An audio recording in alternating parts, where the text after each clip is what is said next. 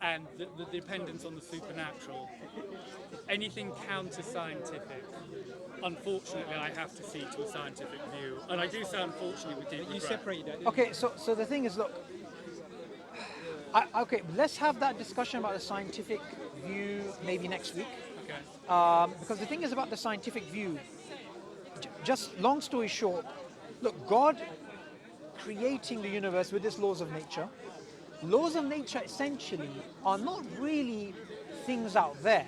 They're just our way of making sense of the patterns that we perceive. So for example, a miracle is something which is logically possible. A miracle to us looks like a violation of nature's law. However, from God's perspective, it's just regularity. Yeah, no, if there's a God, everything you say is true. God Fine. is allowed to make the laws of nature and then break them at his or her discretion. Well, there is no breaking, but yeah. Okay. He makes default laws. This is where we got the Thomas Aquinas. Yes, He goes, yeah, look, yeah. there's default laws. You know your Yeah. stuff. Well, I know enough to know that. I'm not nearly as well read. I mean, one of the things about seeing Mohammed Hijab and a lot of people here, I know you're better read than I am. Yeah? No, but you understand the concepts really well, though. Well, I hope that I pinned down the key things. Sure, yeah? sure. And I'm slightly suspicious of people who always endlessly quote facts. Just because you know lots of facts doesn't mean you've assembled them correctly. So I hope I assemble what few facts I know accurately. Well, you got evolutionary psychology right. Thank you. I do a bit. How did we get onto that? So Where anyway, were we at? Backtrack. What did we just say? so what we said is we're going to, the science stuff we can cover another time, but the spirituality book I'll bring for you next week, Tony. Happy to do the spirituality book. Quickly on gays. Do you want to just let me litmus test where you would stand on gay So people? I would go with the orthodox Islamic position, and that's not something which fits within liberalism, but that's like, this is again part of the, if you look at the moral zeitgeist, the way that society keeps changing in terms of its morality, right? 100 years ago in this country, certain things would be considered, fornication say, 100 years ago would be considered evil, today is considered perfectly fine. I'm not a moral relativist, so I don't believe that true and false change with time. Okay, no, what I'm trying to get to is, Islam is a religion in which we believe God is the one who gives us morals. Okay? So we believe, if in a, like for example, in the world today, there may be in some countries, there's a liberal conception of morals, in other countries there's not. We believe in the Islamic conception, even though, and again, this comes back to spirituality, there may be things which make no sense from a liberal point of view. Especially if you're brought up, like you're brought up in this country, you probably went to school here. Here we have this egalitarian view. So the views that Islam holds about, for example, gender roles, homosexuals, freedom of speech, this, I'm not going to lie, there's a lot of discrepancies between that and a Western liberal paradigm. Yeah. But the question really is, if Islam is true, then it should be followed regardless of whether we feel it's right or wrong. If you're going to adopt a literalist interpretation, the more flexible you're willing to be with your interpretation, the more you're willing to see it the way I viewed it as being sifting for gold. Okay, but do you know? Then you can start. Do you know what, Tony? The same, I as a Muslim, the same thing I could say about liberalism. I could say, well, because in this case, what we're doing is we're looking at Islam and we're saying, let's make it malleable according to liberal ideals. But you could do the same thing. I Those don't things both want ways. to come across as the kind of liberal. I hate postmodernism. Okay, I'm the enemy of postmodernism. Okay.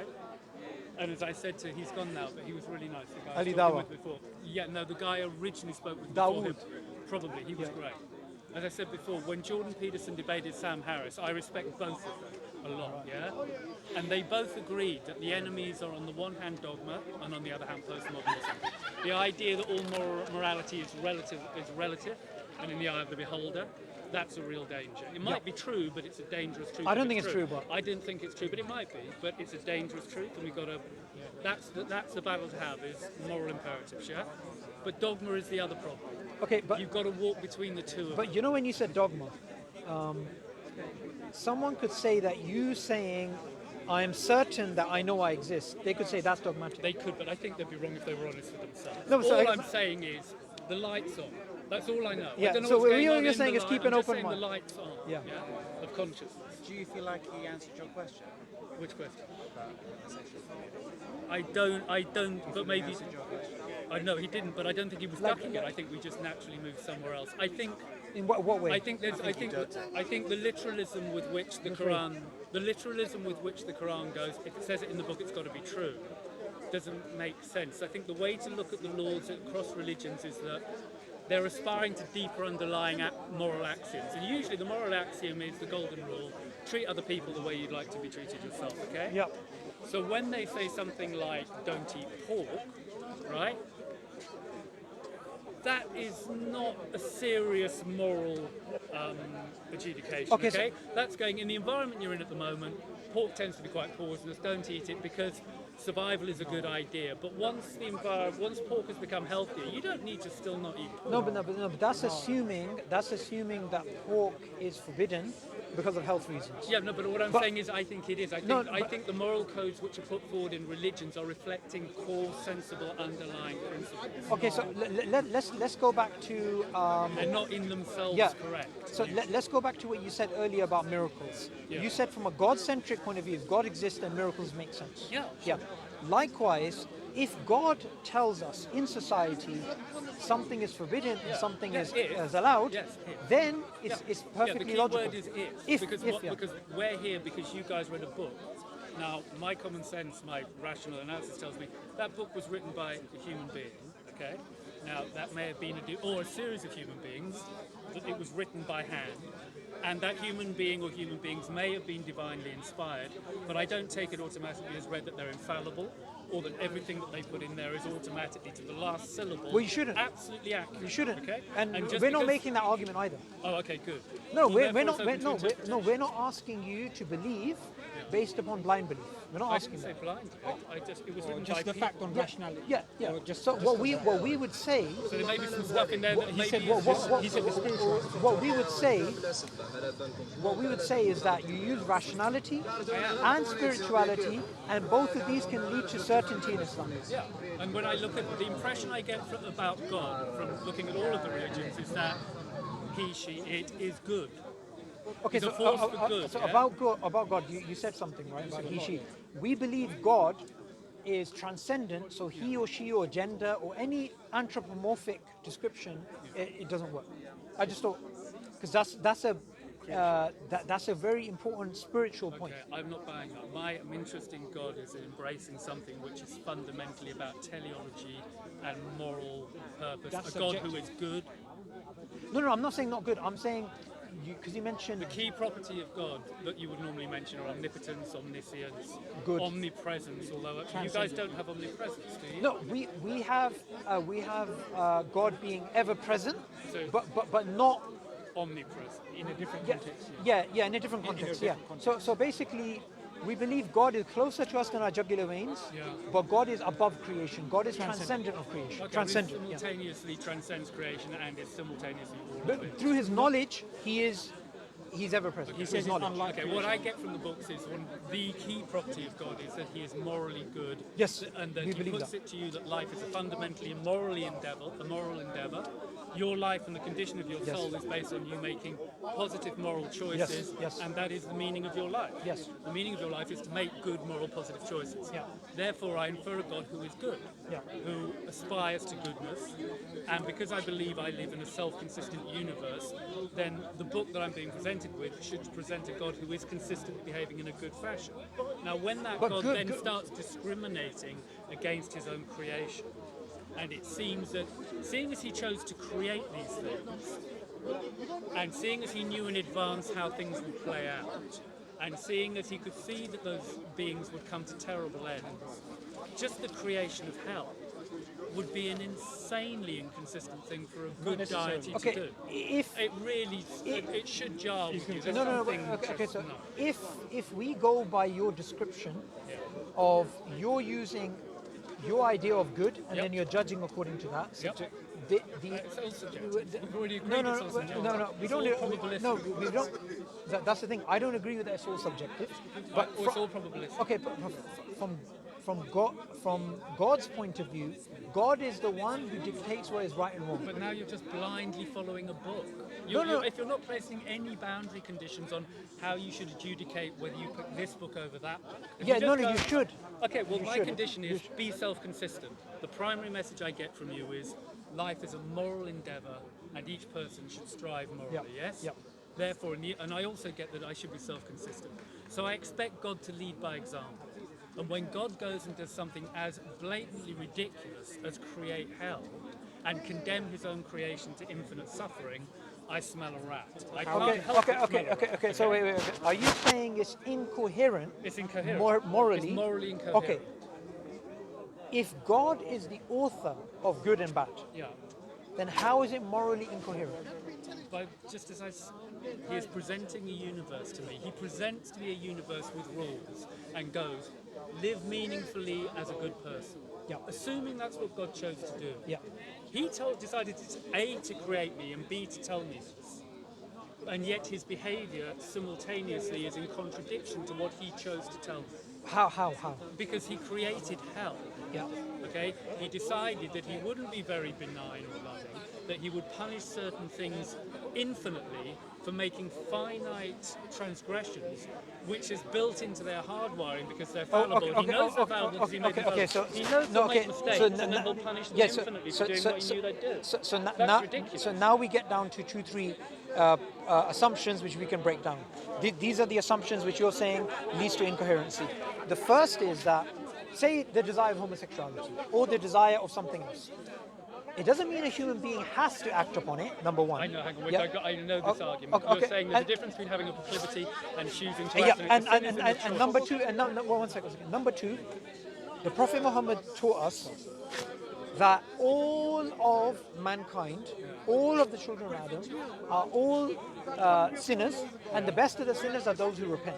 So it's not the case where a person is sinful and that's it, game over. I get it, but just think it through devil's advocate a minute.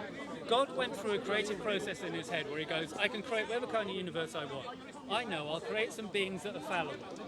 I'll then... They're all fallible. Right, so all he fallible. could have chosen to make them infallible, but he decided... And those are angels. We believe those are angels. God created Okay, angels. fine. Okay, but he also made the choice to create some infallible beings. He didn't have to do that. And then he said, and I've decided I'm going to punish them when they make mistakes I know they'll make. And then I think, what will the punishment be? I know, I'll put them into eternal hell. Now, he didn't have to make those three decisions. Eternal hell. Okay, so firstly, the To way... me, that guy's really got an attitude problem. I don't, even if he's real, I'm not going to embrace. No, okay. So that's what. Look, what it is this.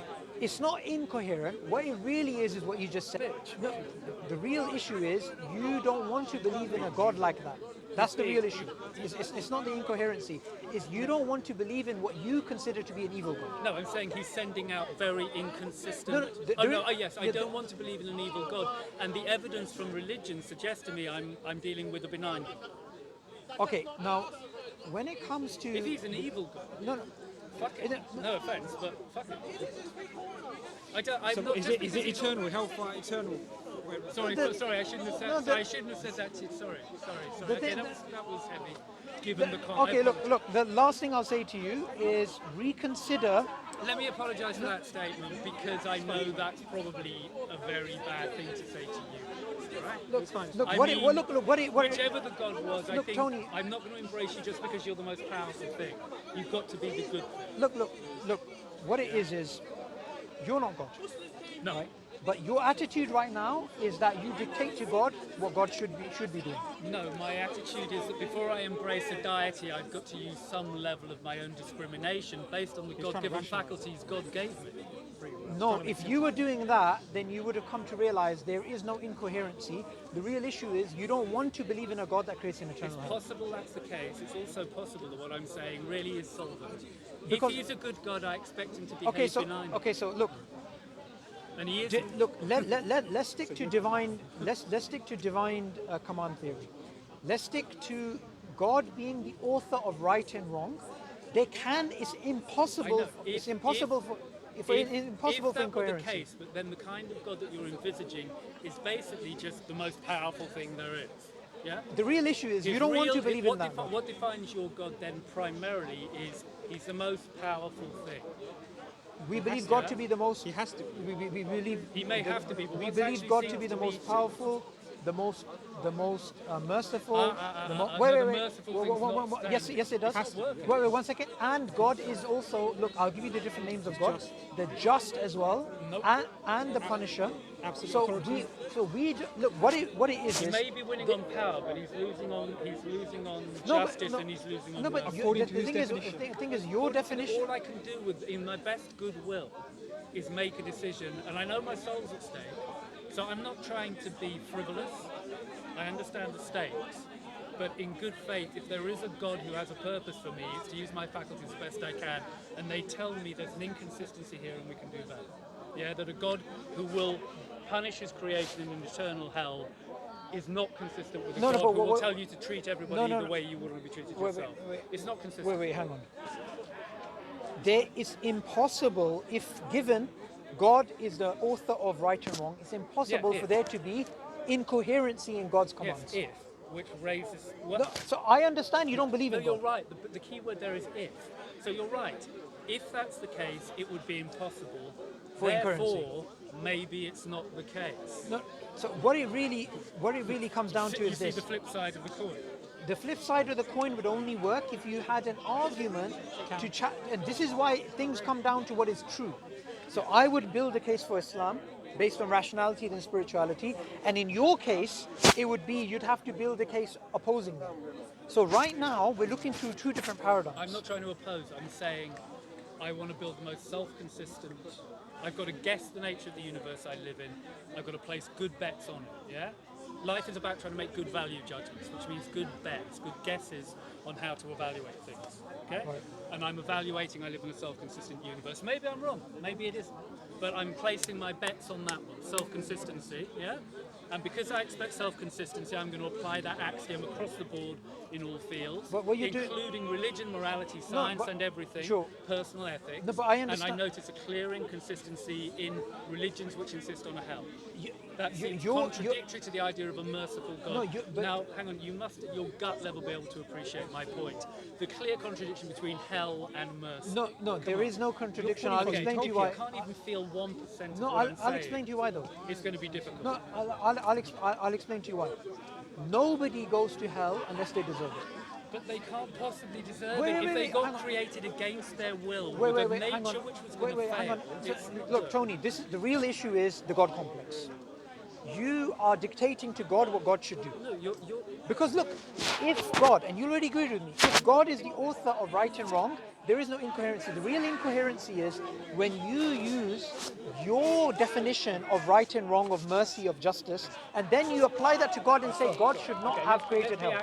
If God is the author of right and wrong, and you happen to have embraced exactly the correct book with exactly the correct interpretation of what that right and wrong is, so it's a double if, then what you say is true. Yes. However, I would question that you have embraced a book which is 100% to the last syllable, 100% a representation. Good. I agree. And I would also question necessarily that God is the author of good and bad, although actually I embrace the idea, but you might mean it at a supernatural level, maybe I don't. But in principle, I kind of do embrace it, but I expect God to be self-consistent to the principles of justice and mercy. In other words, I expect God to walk the walk, not just talk the talk. That makes you Look. No, it doesn't make me God. I just have to make a judgment. Okay. I don't mistake myself for God, but I'm trying to embrace the best that is possible. So far with what you just said here, I agree. Thank you. That's where we agree. Now, in terms of the spirituality aspect, I'll bring the book next week. Okay. We'll have that sort of discussion. And where we disagree, it will really come down to what we believe to be true. That's where we're going to disagree. Yeah, look, you say that like it's nothing. It's virtually the whole thing. So no, but that will change the way you look at the world. It'll change everything. And if I was to adopt your belief... Let's wait until next week for that. We can conclude on that next week. Yeah. You can't conclude that now. What time is it? I think it's late. Is it late? It's very late. Can I just say how brilliant you two have conducted yourselves, and what a great credit to Speaker's Corner you two have been. Thank you very much. It's awesome. Thank you very much. Thank you very much. And I really enjoyed the chat. I did. And everything. Thank you. Take care. Take care. Yeah, next week.